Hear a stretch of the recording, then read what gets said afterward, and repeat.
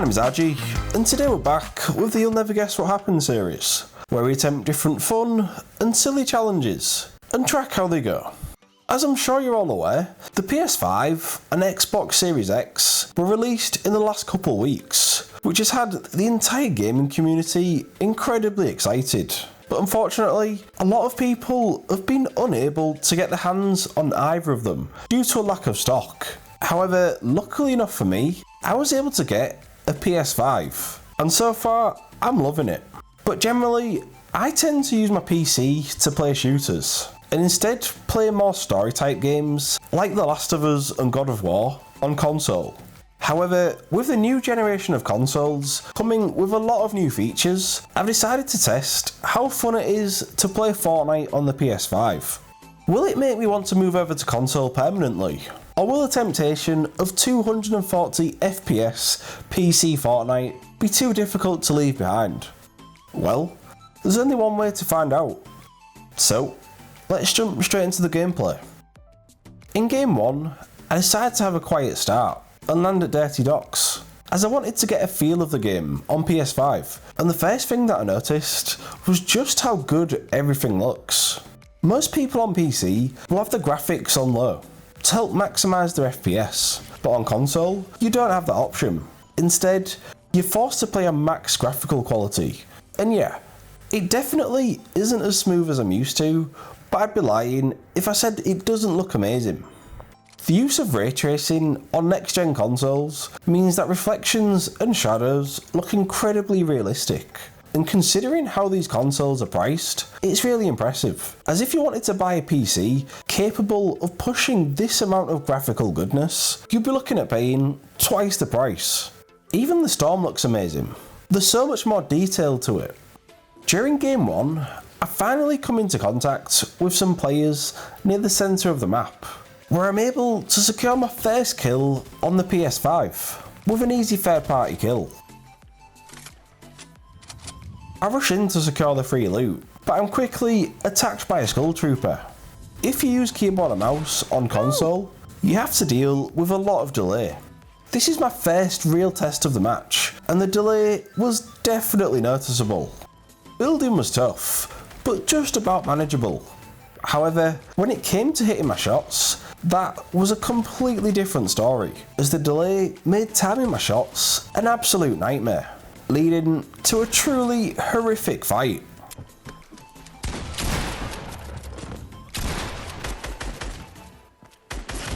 Oh my god.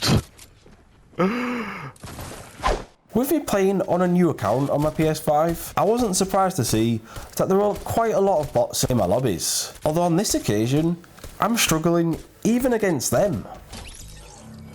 That was a horrible fight, mainly due to the horrible delay. At this point, I didn't know whether to stick it out on mouse and keyboard, or use my controller, neither of which are good options for me, as I've not played controller for well over a year, but eventually, I make a decision. I decide to play the rest of the match out on controller, and I'd just like to apologise in advance for some truly horrific gameplay. I'm able to clear out a house in retail, which has quite a few players. I'm not sure if they were real players or bots, but I was just trying to figure out how to play controller again. I get into a fight shortly after, and it's clear to see just how rusty I am, as I struggle to kill a bot. I'm finding it really difficult to use a shotgun. I can't hit a shot.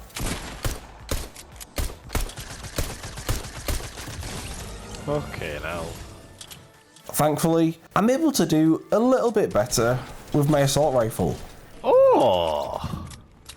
I spend the rest of the match looking for players to fight, and kill a few players until I reach the endgame, where it ends up being me versus the final player. No! Fuck off. Most of the match, I ran into bots, but this player was definitely real. Thankfully though, he wasn't very good. Oh my god. He's dog shit.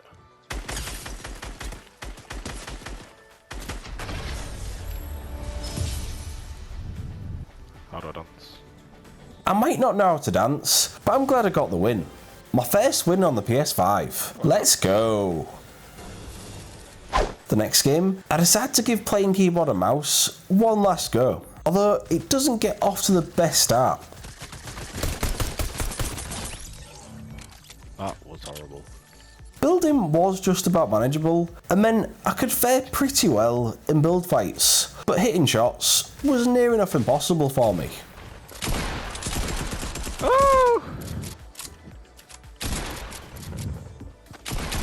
Why can't I hit a shot? Yes! I can't keep going on like this, it's just too painful, so I decided to play the rest of the games out on controller. It's not ideal, but if I'm able to relearn how to use controller again, then I should be okay. Oh, I'm the worst player in the world, holy sh... Okay, so whilst editing this video, Fortnite Status tweeted this out. We are investigating reports about higher mouse sensitivity / acceleration when playing with a mouse and keyboard on console. We will update you when we have more information. Right, that makes sense. So I'm not just bad. Thank God for that. Anyway, back to the video. Later that game, I decided to push a player who's just come out of the storm, thinking that they'll be weak. However, I somehow pre-edit my ramps, and I'm quickly sent back to the lobby. Oh my god. With me almost completely forgetting how to play Fortnite on controller, it felt good anytime I hit a nice shot. Shit's on. Oh, fucking hell, it's real. Oh, you just got shit on. Although regardless of whether I was playing keyboard and mouse on my PC or controller on the PS5, my bloom remained the same. Boom! Boom! Oh my god. I'm able to make it to the final 3 players when I decide to go to the centre of the circle, where I want to build a 1x1. However, one of my opponents is determined to stop that. Ah! My building skill isn't too bad when playing on controller, but my aim and editing are shambolic. Plus, I don't have much muscle memory on controller, meaning that as soon as anyone puts me under pressure, I mess up completely. So a lot of the time, I'd give up trying to build and edit, and just try to outgun my opponents. Although, that also rarely ended well. No!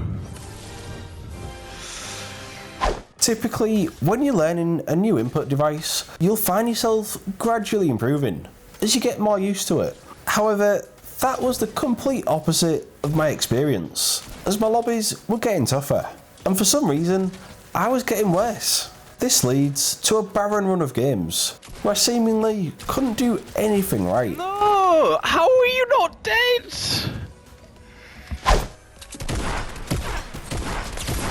Oh! What? Ah! More! Oh, fuck off.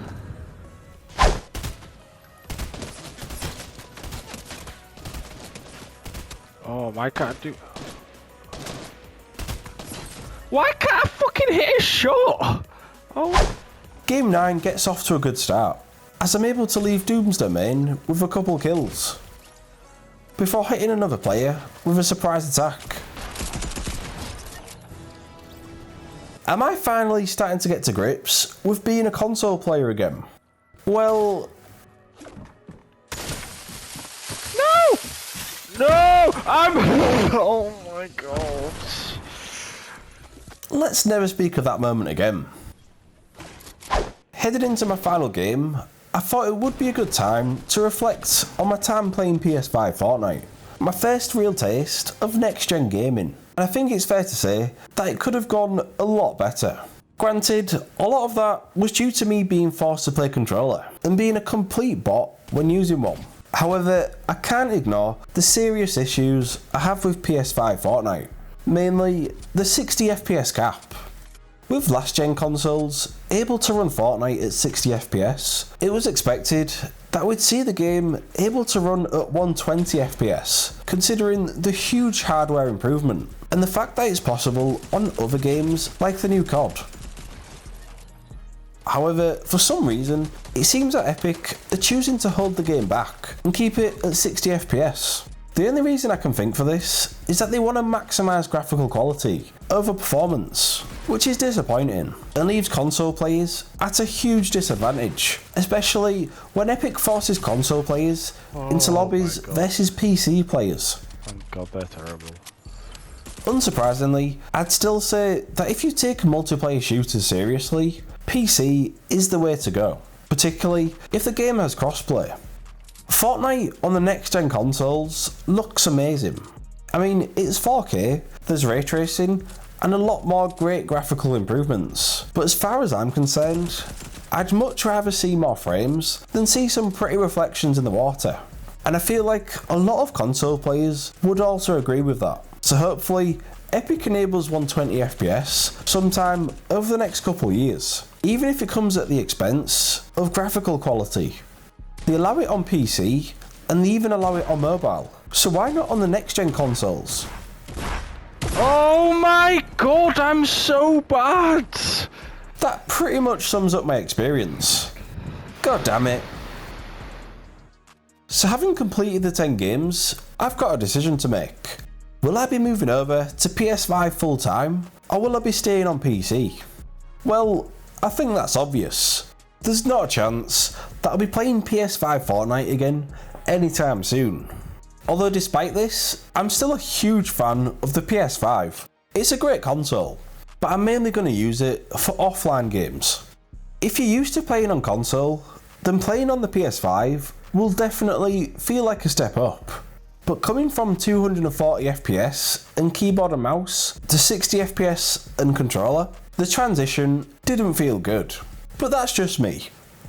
So, have you played Fortnite on the PS5 or Xbox Series X? And does it feel better than last gen? Let me know in the comments down below. Also, if you want to support me as a content creator, then feel free to use my creator code, which is on the screen now. So anytime you buy something in the item shop and use my code, it will go directly towards supporting the channel, which would be greatly appreciated. Anyway, thank you for watching, and if you enjoyed the video, leave a like and subscribe for more, and I'll see you next time for another video. Goodbye.